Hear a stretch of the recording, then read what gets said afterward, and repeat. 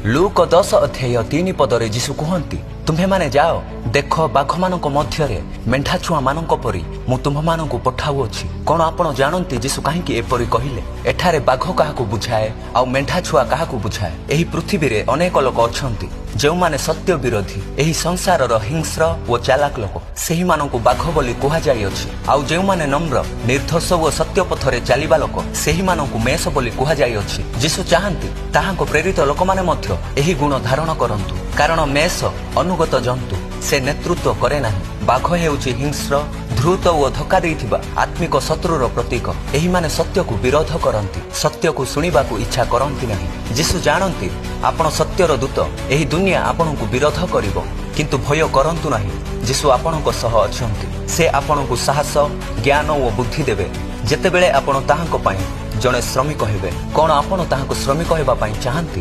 ଯଦି ହଁ, ତେବେ କମେଣ୍ଟ କରନ୍ତୁ ଆମେନ୍।